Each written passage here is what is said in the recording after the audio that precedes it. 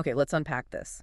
Think about any purpose-driven effort you've ever admired, a nonprofit, a community organization, maybe even a specific ministry. Right. They launch with this incredible energy, huge personal sacrifice, just a sincere commitment. We've all seen that fire at the beginning. And we've also seen the other side, the sobering reality. 2, 5, 10 years later, that effort just quietly stalls. Or the leaders burn out. The leaders burn out, the organization fractures, or it collapses under the weight of sustained pressure. That is the central, painful question we're really tackling today. Why do some of these efforts endure and even multiply, while others that were just as passionate just erode? Yeah. So for this deep dive, we are digging into a really rigorous framework. It's from Chris R. Villasis in his work, The Missions Quotient, The Hidden Dimensions Behind Faithful and Effective Ministry. And the premise here is genuinely disruptive, which is exactly why we chose it. Our mission today is to use this Missions Quotient, or MQ, as a kind of holistic diagnostic lens. A diagnostic lens. To help you extract those hidden dimensions. Yeah. The integrated inner formation and outer competence that really determine if long-term effectiveness is even possible for what you're doing. So let's be really clear about the core conflict the book is setting up. It basically rejects the idea that failure is just, bad luck. Or a lack of calling. Absolutely. The book's central thesis states that mission effectiveness isn't accidental. It's not mystical. It's not just about passion. Not at all. It's not purely based on sincere passion or emotional sacrifice. It is the result of, and this is his phrase, formed capacity under grace. Formed capacity, I like that.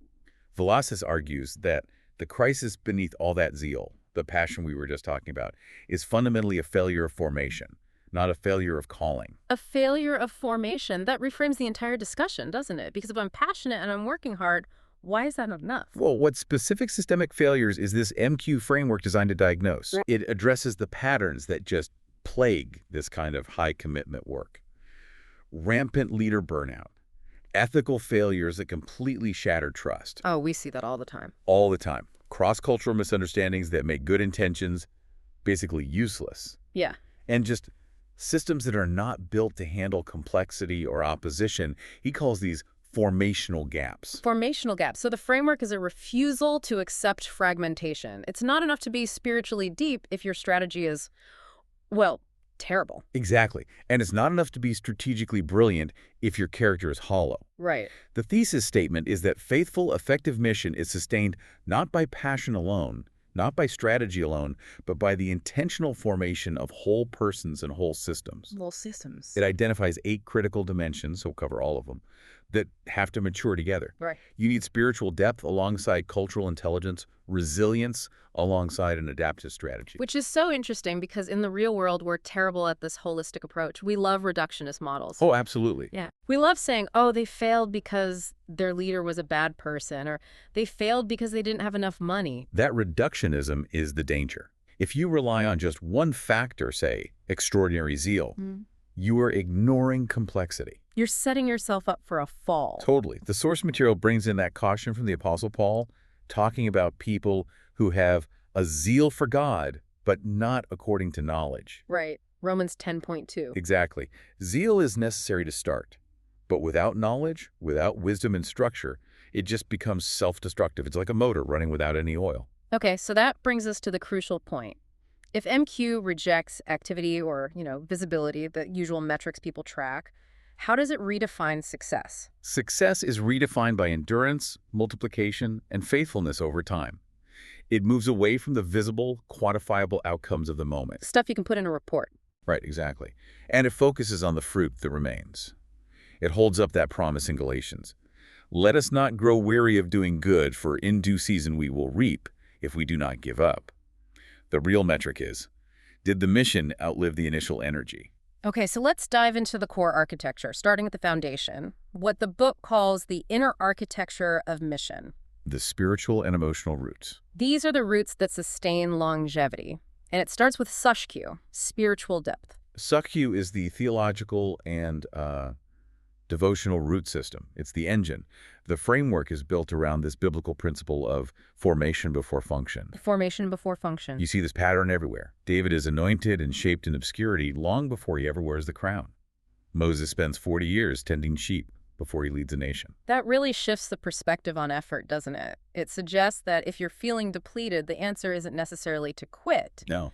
but to address the root system. Exactly. And the book makes a really powerful distinction here. It says burnout is often a sign of underabiding, not just overwork. Underabiding. Yeah. You're running on personal performance, effort, energy, all finite resources, instead of drawing from a sustained resource of grace and theological grounding. Skew is about creating the capacity to receive before you expend. So it's Q is the root system. Then the second dimension, RQ resilience and perseverance, that's what keeps the system standing when the storms hit. How does MQ define resilience? Well, it's not what we usually think. In our society, we often equate it with stoicism or just sheer mental toughness. Just grit your teeth and push through. Right. And MQ completely reframes it. Resilience is not emotional toughness. It's the cultivated capacity to remain faithful amid disappointment, deep opposition, and frustrating delays. And he says this is normal, right? Villasis highlights that suffering and setback are normative for mission work. They're not exceptions. He points to the New Testament model in 2 Corinthians. So if it's not willpower, how is this capacity cultivated? What do you do? Through specific disciplines. Community, intentional lament, hope, and realistic expectation. Willpower is an individual resource. But true resilience, this RQ, is a communal and theological resource. If you try to power through failure alone, you will shatter. But if you process failure through lament, community, and hope, you're actually being formed by it, not defeated by it. That gives the concept a real weight that, just keep going, doesn't have. Okay, let's briefly cover the other two internal factors here. SEQ, sacrificial commitment, and MMQ, missional mindset. So SEQ is about making sure that the sacrifice that's always involved in mission is disciplined and theologically informed. Not just impulsive. Not impulsive or self-destructive, exactly. Yeah. Bad SEQ is burning yourself out because you think performance is currency. Good SEQ is disciplined stewardship of your energy and resources based on sound theological knowledge. Okay, and MMQ, how does a missional mindset differ from just, doing mission work? MMQ is all about identity. It ensures your core identity is shaped by sentness, this radical theological idea that you were sent by a greater power rather than being shaped merely by the activities you're performing. So your identity dictates your doing. Not the other way around. If you stop doing the activity, you don't lose your identity. That clarity is so essential for avoiding the performance trap. Okay, we've covered the inner formation, the roots, and the character. Let's move to the outer competence. Where the rubber meets the road. Exactly. How we engage the world. Let's pivot to CQ. Cultural intelligence. And cultural intelligence, according to the book, is a theological necessity. It's not just a nice-to-have management skill. A theological necessity? How so? It roots CQ in the incarnation itself, the profound reality that the Word became flesh. God didn't redeem humanity from a distance. He fully entered human culture, language, history. And this is a crucial point the book makes. Mission failures often happen because the message is just, it's poorly embodied, or presented with cultural arrogance. Not because the message itself was rejected on its merits. Right. That's it.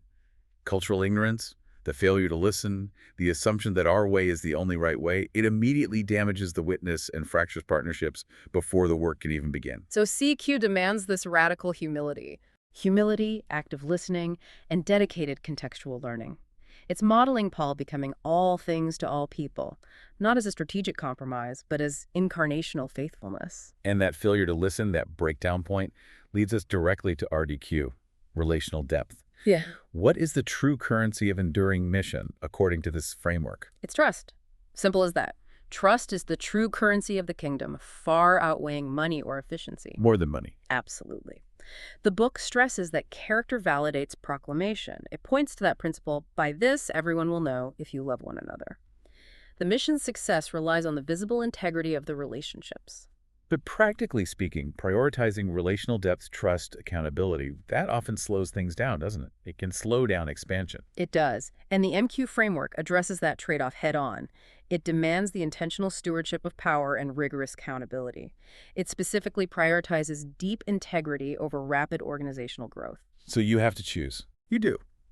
The pressure to deliver quick results often leads to ethical compromises, where leaders operate in isolation and ignore relational feedback.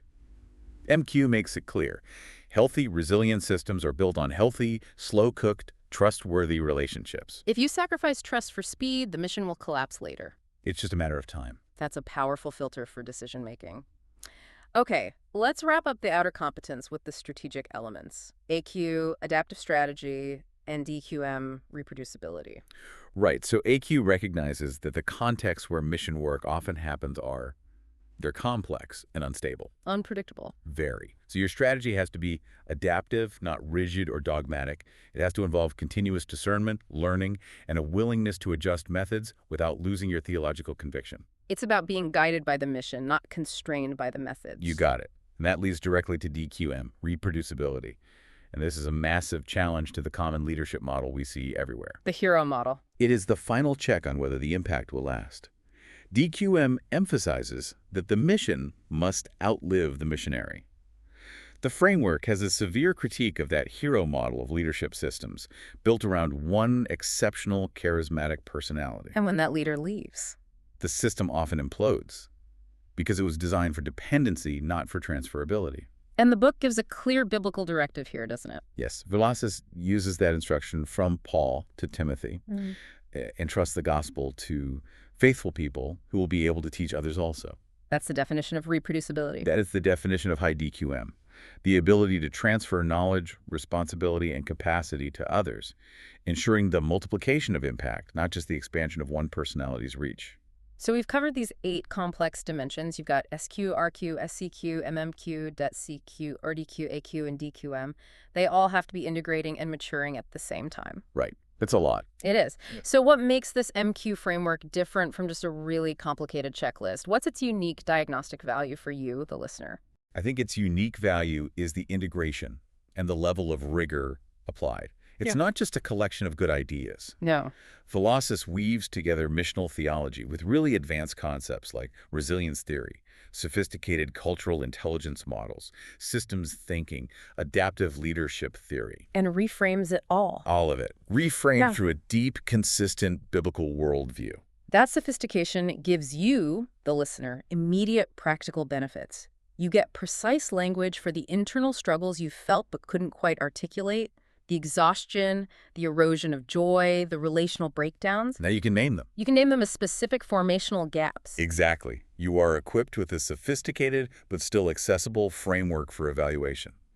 You stop operating reactively, trying to plug holes with more activity, and you start diagnosing structural imbalance before the crisis hits. So you can actually look at your work and say, You can say, my AQ is high, but my CQ is dangerously low, and you immediately know where to direct your energy. it sounds like the ultimate corrective here is moving from an obedience that's fueled by impulsive effort to one that's disciplined by wisdom.